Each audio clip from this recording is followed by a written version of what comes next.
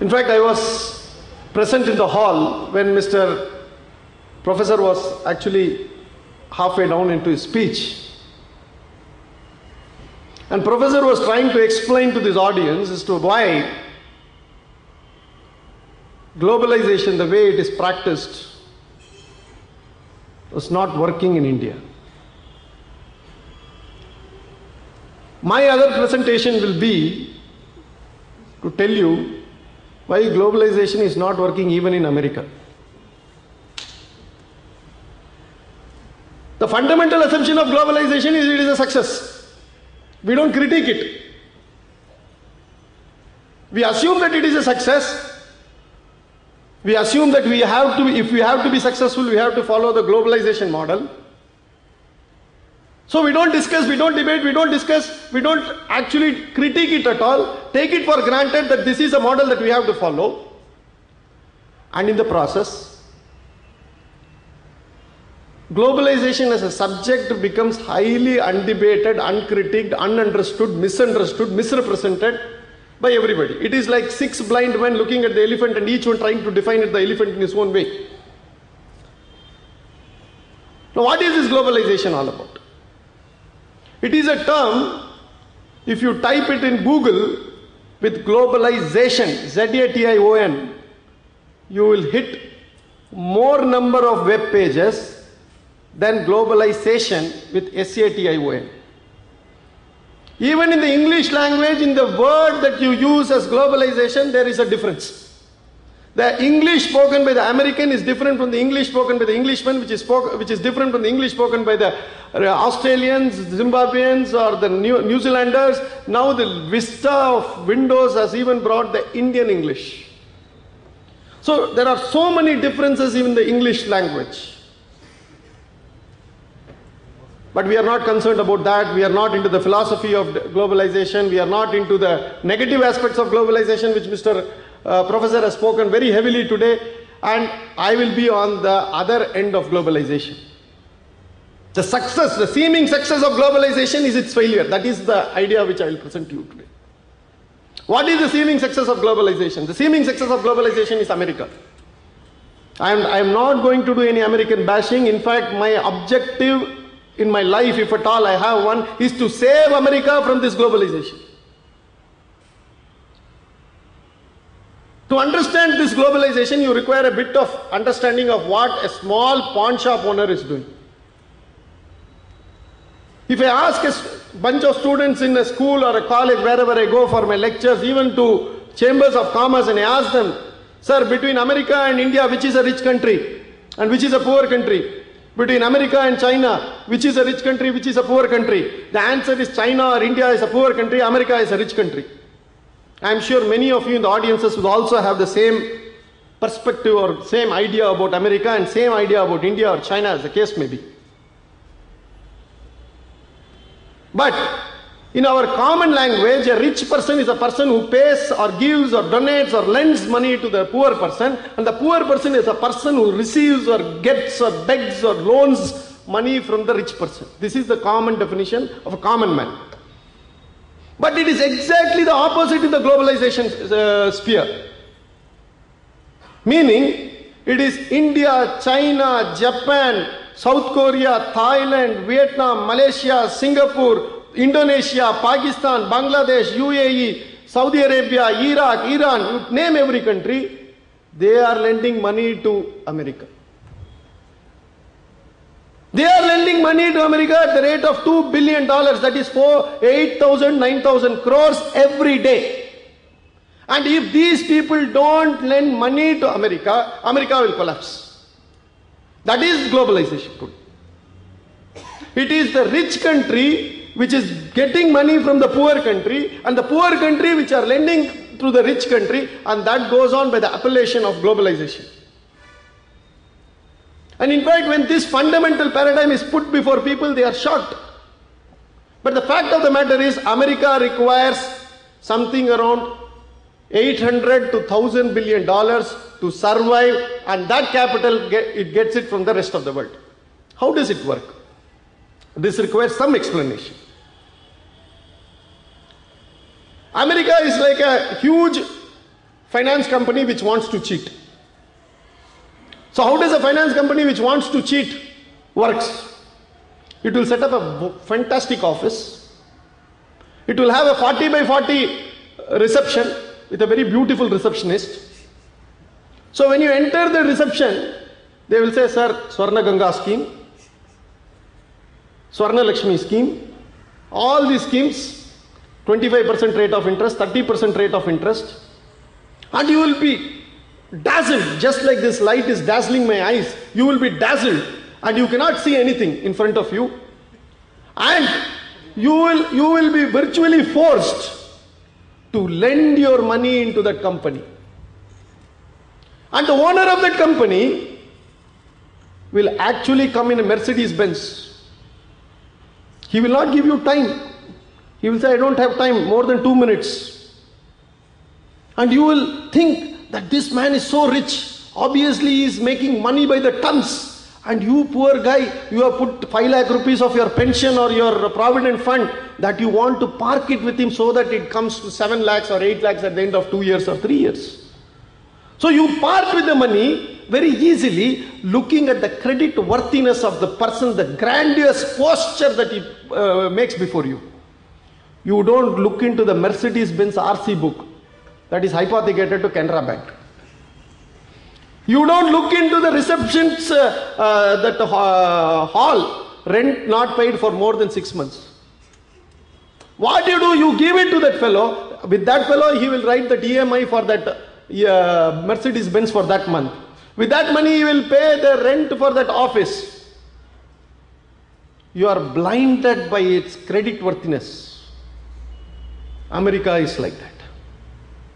When you look at America, they only show their credit worthiness.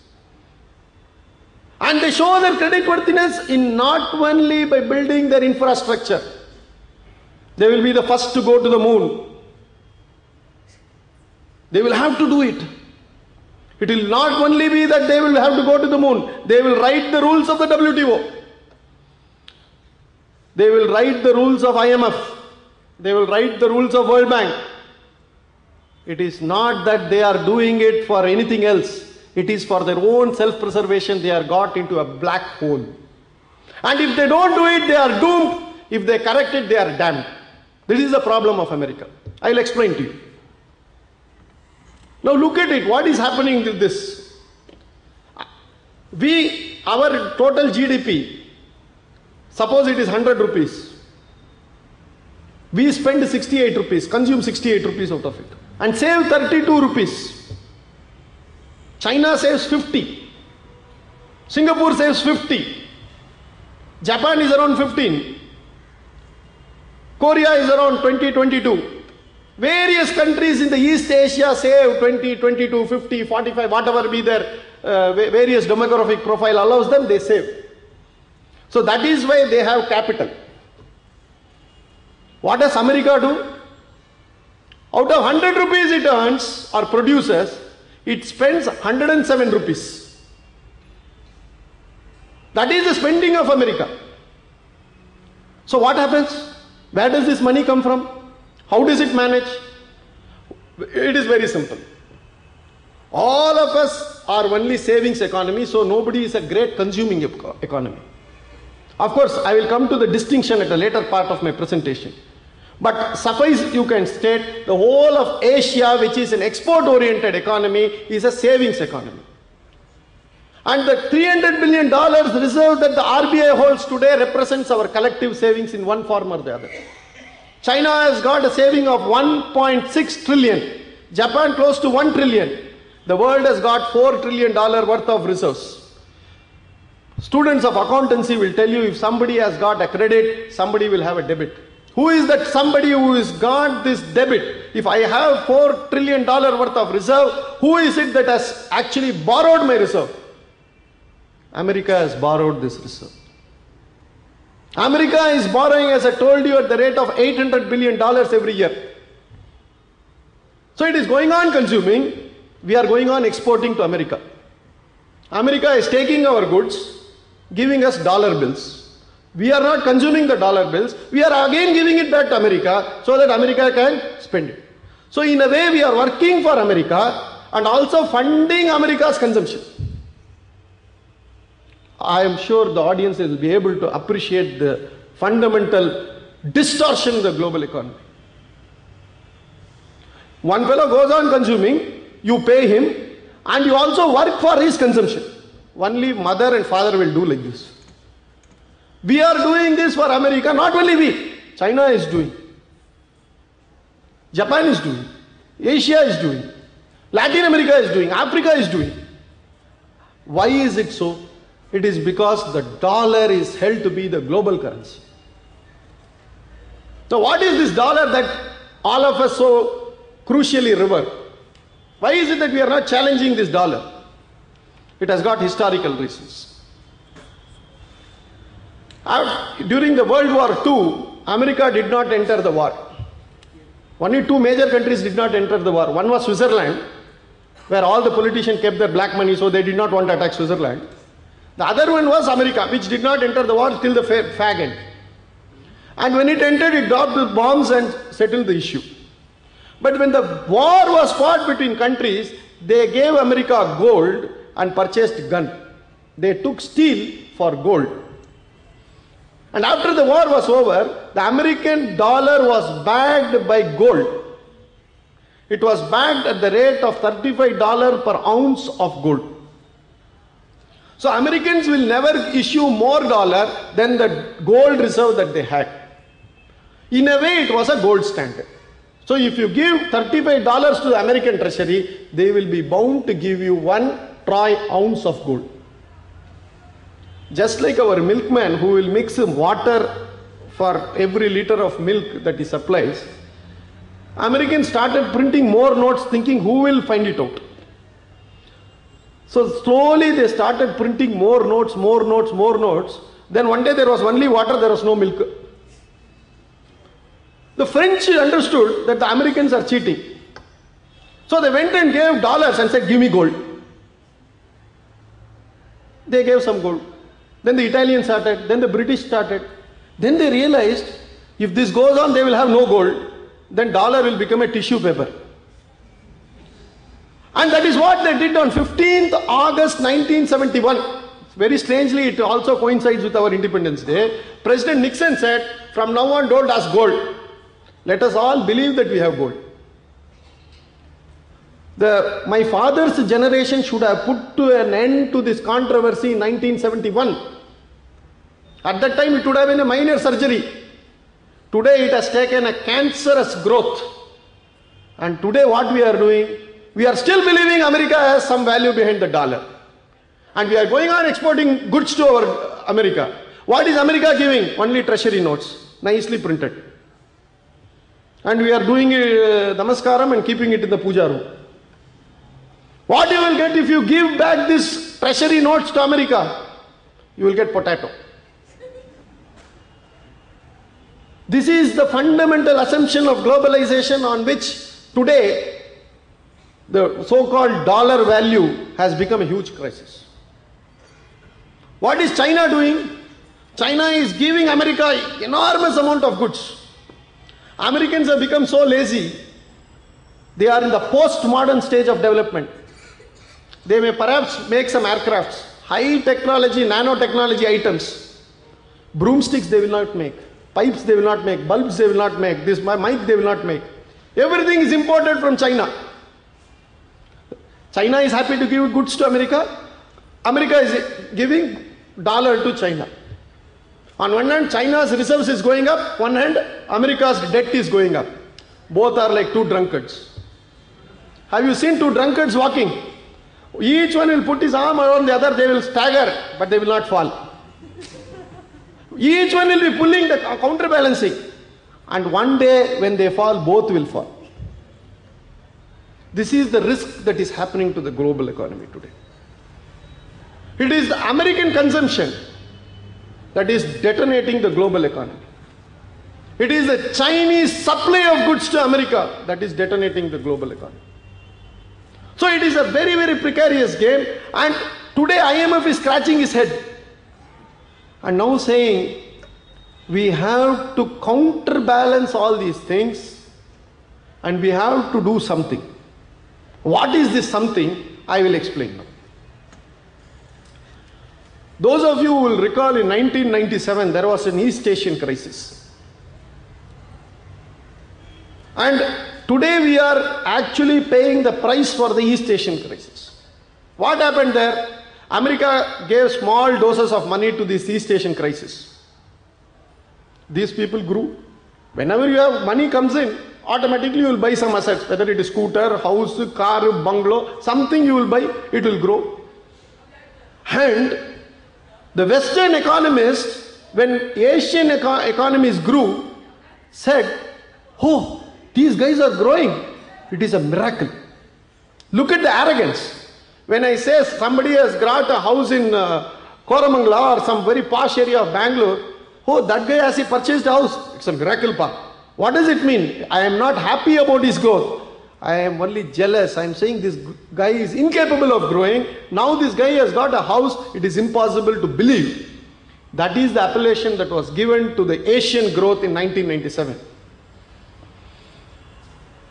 Michael Kamadesu, who was the IMF chief at that time, went on to say that these economies are performing excellently. This was in June, July 1997. Then suddenly everybody withdrew money. The currencies collapsed. And East Asian countries lost 30-40 years of their saving within days. Who did this? Why did they do it? Questions that have not been answered till now. Who were behind all these things? Was there a political motive behind all these things? Nobody has answered these questions. It still remains. And Mahathir Mohamad, who was the Prime Minister of Malaysia at that time, was very clear. He says these Americans have conspired against East Asian growth. He's very clear. But after this crisis, where the currency which was up to a particular level for various countries tumbled vis-a-vis the dollar, these countries understood there is a virtue for even a weak currency. Supposing today the rupee is 40, for some reason it falls to 80 rupees. You may find exporting a lot of goods very easily. You can export virtually anything if the rupee falls to 80. And you don't have to bother about consuming in your country because you are all prima facie a savings economy. So East Asian countries could afford to devalue their currencies, and they engaged in a game of competitive devaluation. China will devalue, Malaysia will devalue, India will devalue, Japan will devalue. Everybody devalued their currency vis-a-vis the dollar. Dollar was still powerful. So they started exporting to America, which was the only consuming country in the world. Why did America consume? That is a story by itself. Americans today have lost what is called as the institution of family. Male lives with female.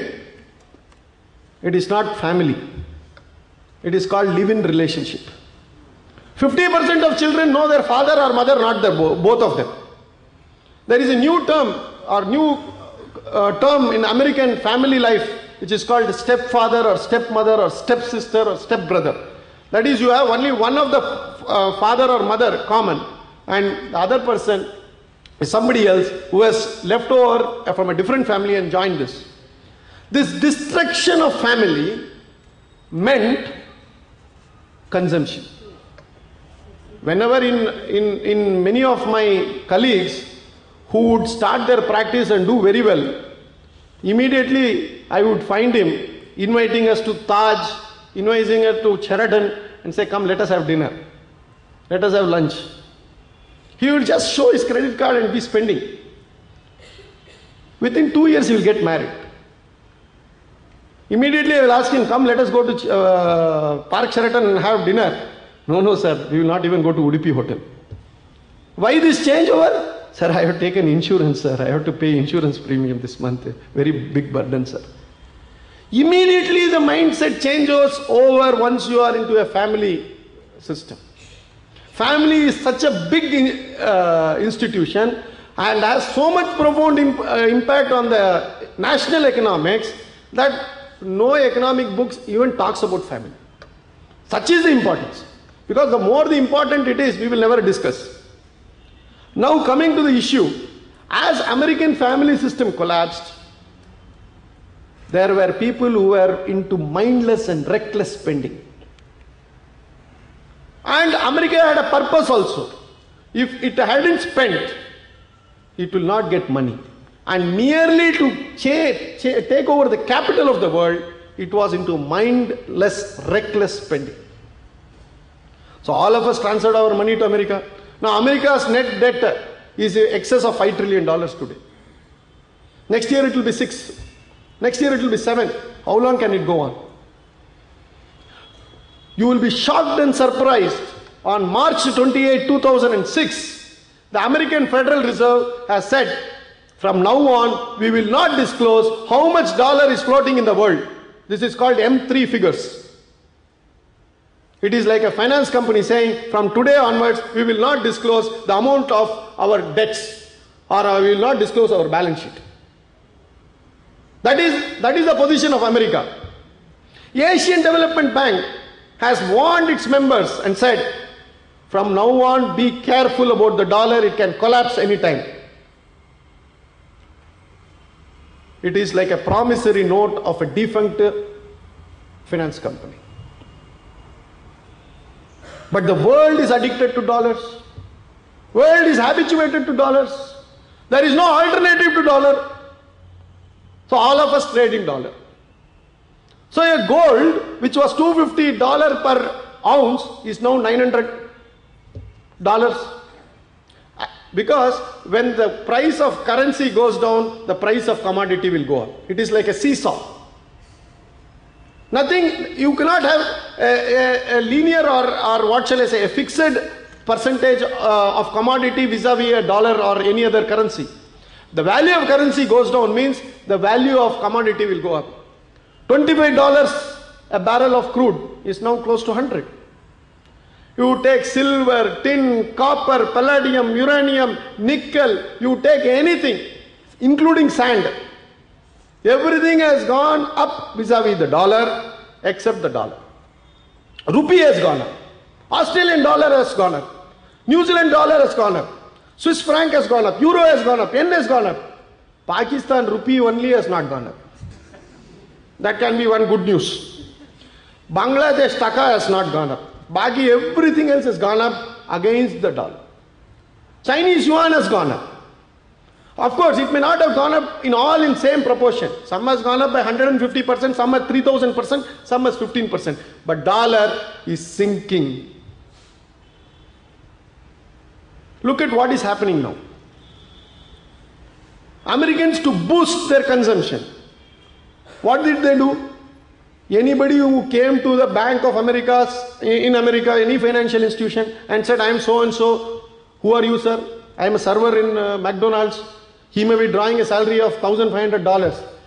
But they said, if you simply say $15,000, we are ready to give you $2 lakh loan, build a house, no problem, no question, no verification, no phone call, no chartered accountant certificate, nothing is required. You just take loan, only thing you pay 6% interest. This fellow said, okay. And first 3 years, pay only 0.5%. Next 3 years, pay 3%. Then pay 6%. The fellow was happy, loan sanctioned. This is called mortgage loan in America. Millions of loans have been sanctioned. Out of our money. It is not their money. If it is their money, it would have been far, far more prudent and diligence would have been ensured. But what they have done, it is because our money, they can afford to be reckless.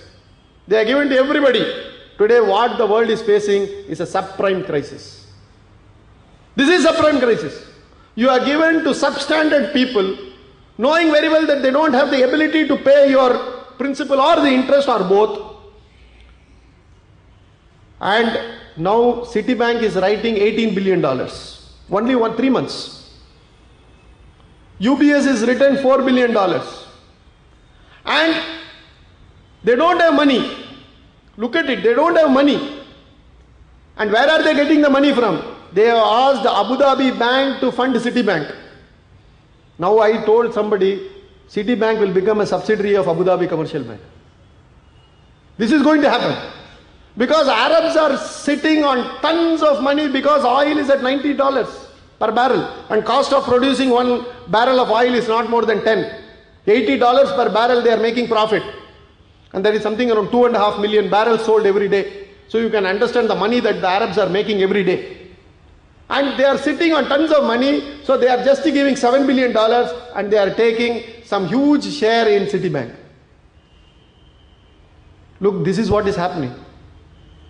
This voracious consumption which dazzled us for 10 years, 15 years, Americans are worried about it.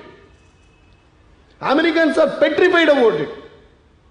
Today, if you take Economist, on June 23rd, the cover story was sovereign wealth funds. What does that mean?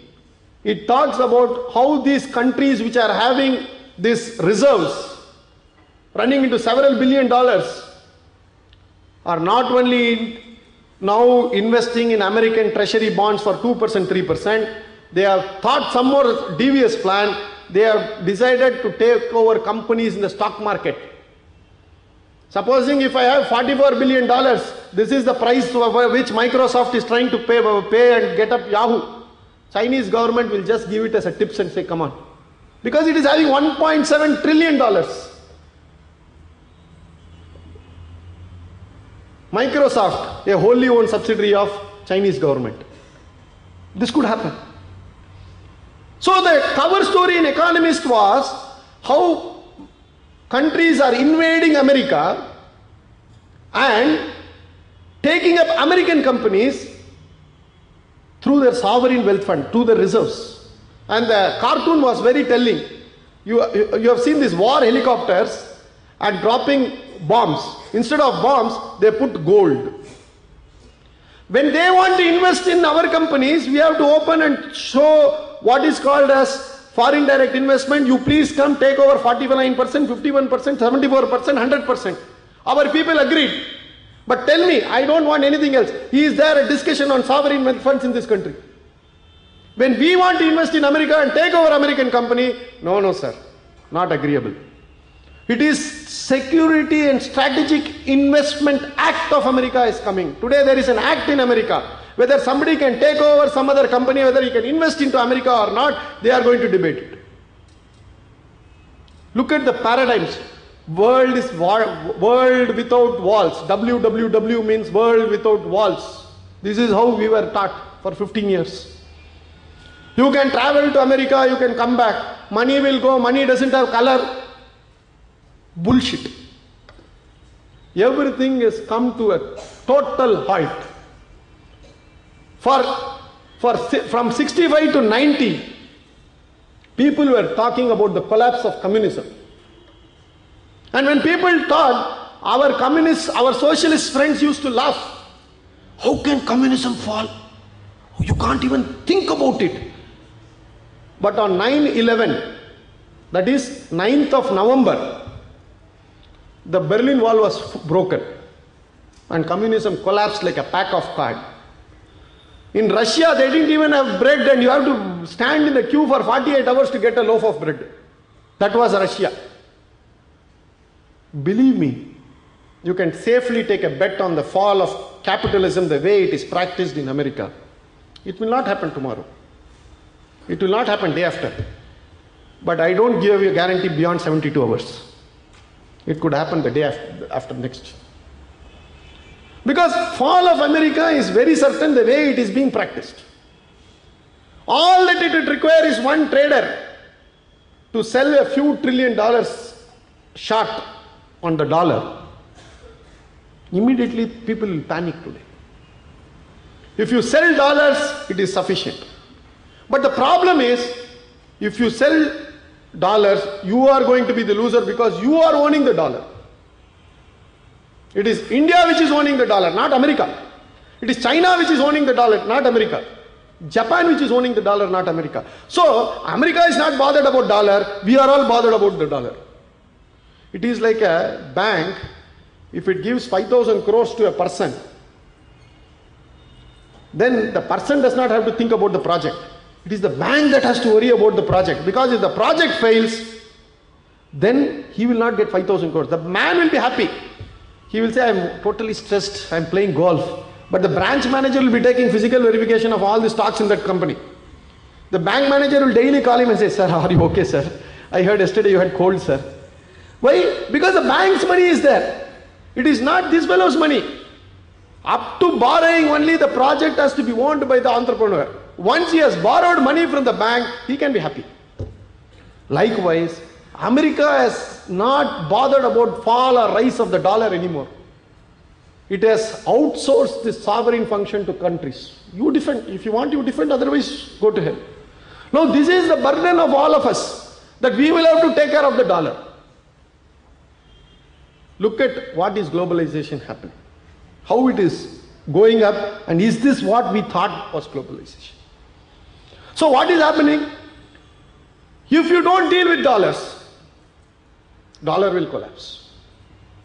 I will explain to you how dangerous game this dollar has become. If an Arab wants to sell oil to an Indian, we cannot buy oil straight away. It has to be traded on both sides of Atlantic. There are two oil exchanges. One is in New York, one is in London. You can buy officially oil only in these two exchanges. For which the Arab will get paid in dollars from the exchange, and I will have to pay dollar to the exchange. Meaning there is a constant demand for dollars. Artificial. And most of the commodity stocks, commodity goods which are traded in the Chicago exchange are also traded in dollar, creating an artificial demand for dollar. Saddam Hussein understood this. What did Saddam Hussein do? He was given food for oil program. He could sell his oil and buy food for the well-being of his people. He said, I will have to sell oil, I will sell oil. But I will not sell oil in dollars. I will sell oil denominated in euro, in yen or something. And he sold, began to sell. Americans said, this is weapons of mass destruction. A country which cannot make scooter, can it make an atom bomb? A country which is so backward that it doesn't have any great technology was accused of creating nuclear weapons, and almost 4 years Americans have occupied Iraq. They have not found even a single gram of weapons of mass destruction. The weapons of mass destruction was very clear right from day one. It was Saddam's insistence to deal with oil in euros. So what has globalization become? A Protestant country invades a Muslim country and hangs its leader on a Vaikundha Ekadashi day. So that is globalization. So beyond that, nothing has happened. So to defend the dollar, you require American army. It is the only country in the history of mankind where the army defends the currency. If you take American army, the respect for dollar will come down. So American army daily it has to do something. Somalia 2 bombs, Rwanda 1 bomb, something or the other. Hey, I will attack you. Hey, you keep quiet. Like one dada in a mohalla, it has to go on flexing its muscle. Otherwise, nobody will respect dollar. So Iran understood this. Iran said, I will start a separate oil exchange. Why should I sell oil to you guys in New York? I will have a small island here and I will start a New York oil exchange in Iran. And I will ask anybody to pay any currency except dollar. You are having weapons of mass destruction. We will invade you. That whole thing is going on, and Iranians have postponed the decision for opening this oil exchange until such time invasion of Iran is also postponed. And the day the exchange is opened, Americans will invade Iran. Poor Mani Shankar Iyer doesn't know all these things. He is going on blabbering something, Iran pipeline and other things. That is not the issue. The issue is the oil exchange. The moment oil exchange comes in, they will go and bomb Tehran. They will hang this guy, whosoever is there. Preferably on a Vaikundha Ekadashi day. Let that fellow go to hell by heaven straight away. So this is the problem today we are facing. So how do we deal with this? This is the end game of globalization has come. The people are worried. When I wrote a couple of articles on the Rediff and also my book, economists are writing to me from America and saying, sir, how are you bothered about this? I said, we have to be bothered about it because our $300 billion is with you. Otherwise we would not be bothered. If America, we are not bothered about France. We are not bothered about Argentina because our money is not there. If America goes with it, it will wipe 50 years of global development. That is why we are also worried about America. So to save America is becoming an important challenge. Now, banks are writing off, as I told you, under the subprime crisis.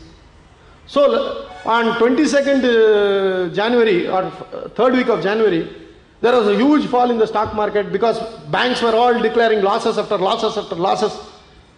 So American Fed intervened and reduced the interest rates by 0.75% and followed it up by a further reduction of 0.5% on 30th of January.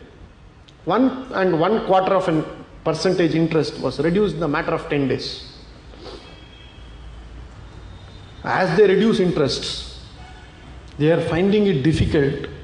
Even that interest nobody pays. Today the American interest rate is 3%.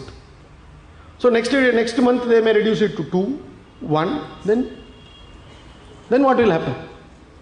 They have given money to people who just went on buying houses.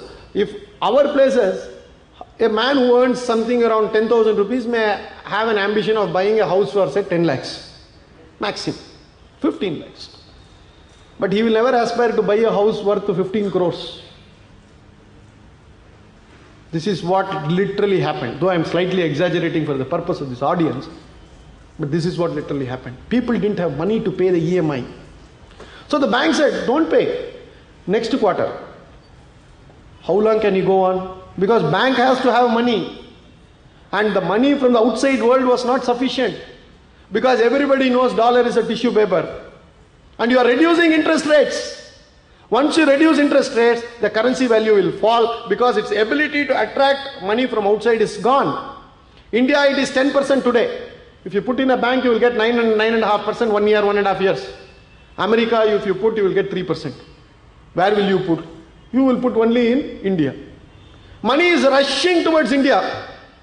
It is in China, it is still worse. It is 12-13% banks are offering. Money is rushing to all these economies. And so the currency is further collapsing. Either they will save their banks or their dollar. They cannot do both now. Have you seen this chess game? Sometimes you position your queen or your horse in such a way that it knocks off the other fellow's queen or the horse. He has a choice. It is either checkmate or doomsday. That is what America is facing today. It is very, very difficult for them to come out of this mess. They are completely unaware as to what is to be done.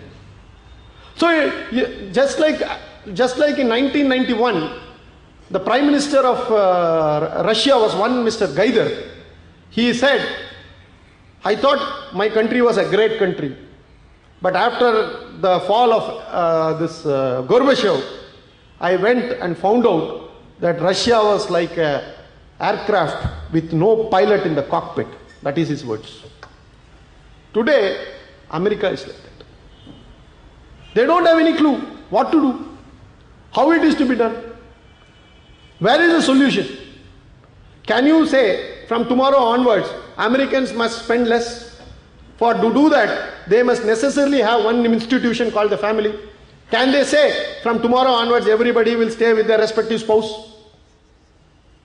They can't say that. So you can't have domestic savings. Okay. Till date they were able to raise their interest rates and capture savings from other countries. Now they can't do that because your banks are collapsing. Otherwise banks will totally collapse. You are given loan to everybody. Their interest rates they are not able to pay. Even teaser rates they are not able to pay. So you have to reduce interest rates. So if you reduce interest rates, money will not go to America, money will come to countries like India. After all, even in America, even in London, even in Europe, It is not the Protestant Christian community that saves, it is the Indian community that saves, it is the Hispanics that save. Even in America, actually America's total saving is minus 7%. If the Indians are not there, it will be minus 9%. If the Mexicans are not there, it will be minus 10%. They are actually reducing it to minus 7%.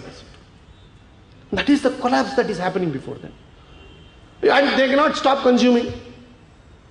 They have to have that fuel guzzlers, they have to have these huge highways, they have to have all this paraphernalia that goes on in this name of grand American dream. Can an American live in a very Spartan way? Can he eat 2 bananas and live? He cannot.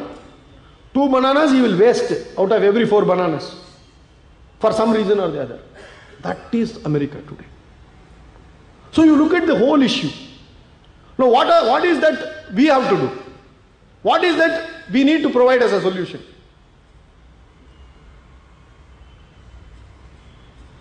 Ours, we have a system called 5-year plan. It is prepared by the Planning Commission. We are now in the 11th plan. Last year, China also started the 11th plan. And last year, both the countries gave the draft of the respective 11th plan. I had the occasion to read both the Chinese 11th plan draft and the Indian 11th plan draft. The first draft to the 11th plan in our case was the 11th draft to the first plan. It was as simple as that. Same thing, old, what was written in Nehru's time was copied. India is a poor country.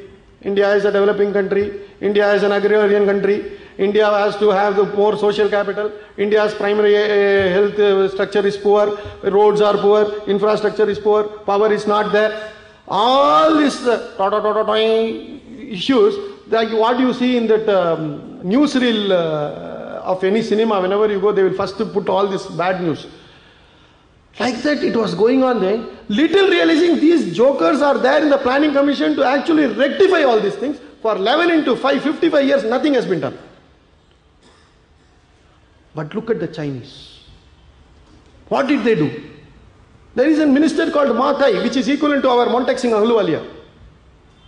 There was a question by somebody from there to Mr. Professor here, and he was very clear that whether globalization is a success or not, and what is the alternative. Ma Kai has provided that alternative. Disengage with the global economy. Not that because somebody has said, the thought is there. The alternative thoughts are emerging.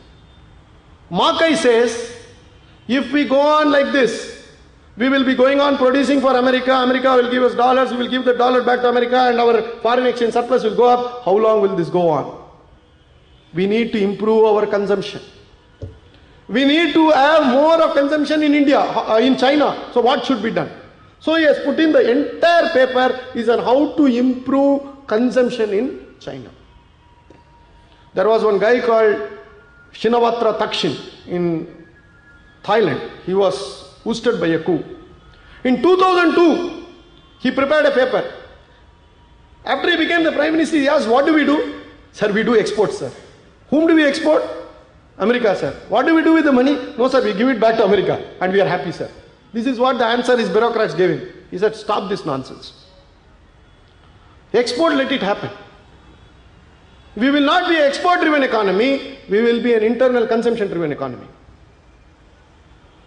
And there was a coup of that fellow. Is there a coincidence? I would like to know. But be that as it may. There was yet another economist, Jim Lay and on another guy, Joseph Lin. They work for Asian Development Bank. They produced a document and they have said all these export-oriented economies time and again are not reaping the benefits because export-driven economies are like a hierarchical model. Only the top fellows in the economy are able to export and gain the benefits, like what Professor said about the 20-80%. This is what is happening. No country is actually benefiting out of these exports in a substantial way. Yes, there are benefits. There are benefits to globalization the way it is understood today. There is a certain set of people who are benefiting. But what about the 80% who are not beneficiaries, who don't fall into the ambit of globalization, who are not in a position to even produce anything for their own consumption, who don't have any skills?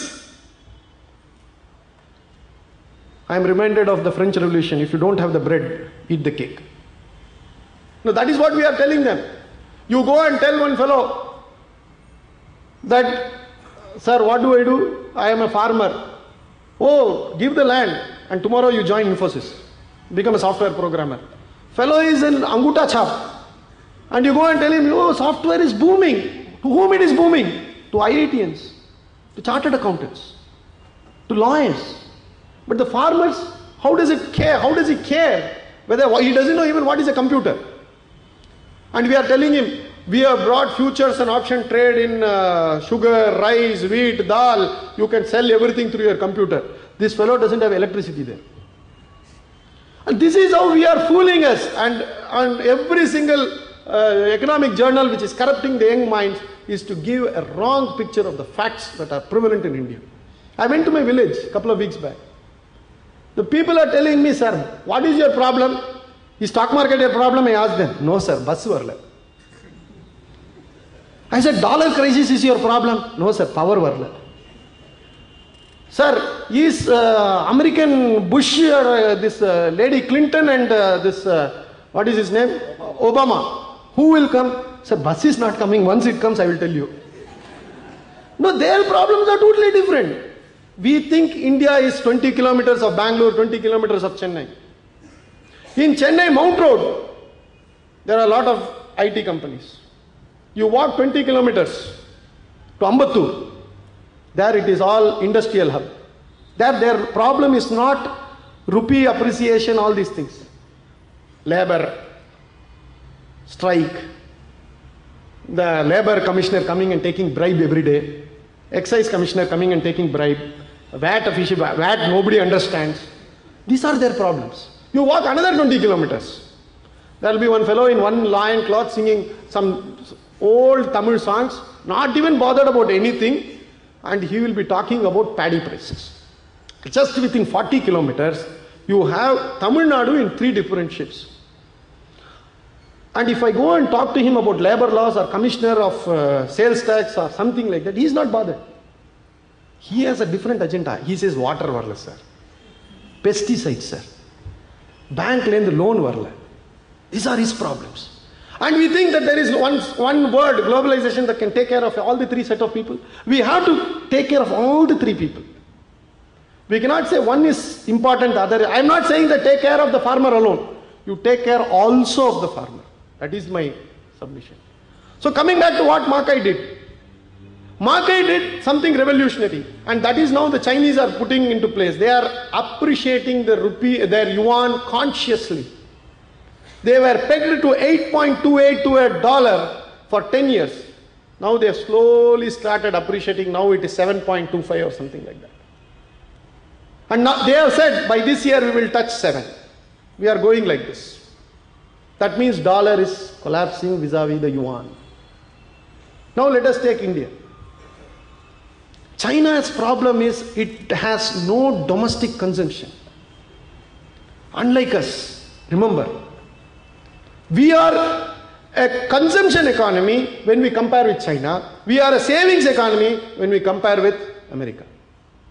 That is our beauty. We don't fall into the genre of consumption. We don't fall into the genre of savings. Why is it so? Take January, Pongal, Makara Sankranti. Some bloody thing we spend. Next, February, nothing is there.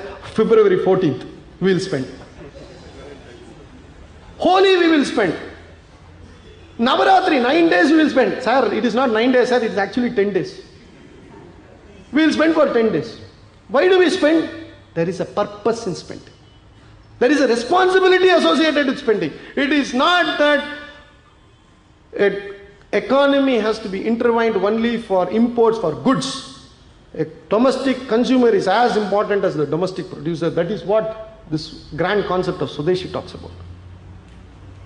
It is not merely to say, I will produce here and export somewhere. My consumer will be outside. No. My consumer also has to be in India. That is Swadeshi. My producer has to be in India. That has to be Swadeshi. So how do we do this? There are enormous documents available, and I will just tell you one instance how we fare badly in engaging the world vis-a-vis ourselves. If a good costs 75 rupees in a factory for exports to Singapore, it costs 100 rupees to buy the same good in India, the difference being excise duty and sales tax. Excise duty in India is 16%, the VAT is 12.5%. VAT is on top of this 16%, not plus. So altogether we pay around 31% as indirect taxes to the government to consume anything, whether it is a pin or whether it is a motor car. Nowhere in the world does the governments of the country charge such high levels of indirect taxes. But has government bothered about us? This is the only country which will recognize this goddess Lakshmi. What does goddess Lakshmi mean? We have to consume, but consume with responsibility. Whenever we give our daughters to as marriage to some other family, we'll first inquire, how is that family? Sir, he's a spendthrift, sir, don't give. Okay, we won't give. Another family, sir, miserly, sir, they will not spend. Don't give. Both ways. Society has its own norms. Even today in Bangalore or in Mumbai, if the Citibank fellow comes and knocks at the door for non-payment of credit card, it is a slur by the society on that family. Debt is not accepted in this country. But at the same time, you are supposed to spend. If you borrow money for the purpose of your daughter's marriage, it is accepted. Responsibility is there. If you borrow money for house construction, it is accepted. But if you borrow money for your motor car and you are not able to pay for it, society doesn't look at you very favorably. That is why in this country, debt is seen as one's dharma, and farmers commit suicide even today for non-payment of these debts. Nowhere in the world you will find this. That is the greatness of this country. In America, they will say, I have filed Chapter 11 bankruptcy. That is regarded as a social status, as you have got a Mercedes Benz. It is not here. Because you operate on a different plane. Because once you have not repaid your debt, it is seen something sinful in this country. It is not merely a question of debit and credit, payment and receipt. It is something more. So we have to reduce our excise duty. We have to give boost to our domestic consumption. Then what will happen to our savings? Don't worry about it. Because the Indian housewife will ensure that the savings will not only be 32 or 33% as it is today, it will go up further. Still the family institution is there. We don't have to worry much about the Indian economics. That will take care of Indian economics. That is why Mr. Chidambaram or Montek Singh or whosoever will follow him or whosoever were before him were not bothered about Indian economics, because the lady in the house is completely taking care of the house economics as well as national economics.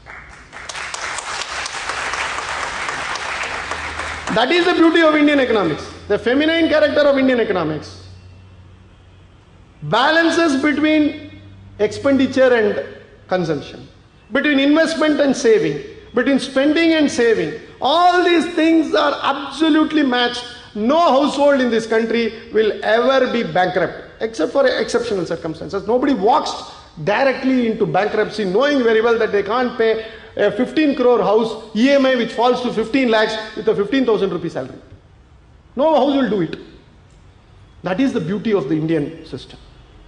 So we need to boost consumption. If you boost consumption, you will give boost to Indian production. If you boost Indian production, you will give employment opportunities. Your cess, all these things are all artificial things like steroids people take, no? The steroids. These are all steroids. You are trying to look at shortcuts. Ideally, the whole thing should be like what the Chinese are now looking. We need to have a debate. I'm not saying that this is a thought that we have to follow just because Chinese have followed. No. We need to have extensive debate. We need to find out whether this model will be suitable, wherein we can allow more of domestic consumption. Unless you allow more of domestic consumption, you will have to depend on America. Whether you for technology, whether for finance capital, or whether you for consumption, if you depend on outsiders, you are going to be at risk. And that, in my view, is a comprehensive view about Swadeshi vis-a-vis the dollar crisis that we are facing. If we go on for another few years, we have to write off, today we have to write off around $200 billion which we have put in America, if America goes belly up. 3 years later, we may have $1 trillion, of which we may have parked $800 billion in America. That we may have to write off. So the choice is whether we have to write off today or a larger sum 5 years later. This is the choice we are confronting. And every nation is confronting these choices. Ladies and gentlemen, the ideal idea in an economic development would be to find out what suits us. Unfortunately, all economic textbooks are photocopied from outsiders, including spelling mistakes. Be that as it may, I only implore you to think and freshly debate what should be the model that it will be useful or what will be functional in this country. And there is a model that is functional. There is no alternative to globalization. But the alternative to globalization is functional in India. It is globalization which is a foreigner in India. It is an intruder. It is only in the peripheral. But it has the power of the media. It has the power of the intelligence sphere. It has the power of the chatting class. That is why it is looking so very spectacular. Just to remove this light, you will find out what it is. And you will find that India has its own self-balancing mechanism that will ensure that Indian economy is a sustainable economy. It may not have a spectacular growth as what it is. It will definitely be a long-lasting model. It has survived for 5,000 years. And if we follow this, it is another guarantee for another 5,000 years. Can you ever bet for next 50 days also, we cannot bet whether the dollar is going to survive at these rates. Thank you all for patience.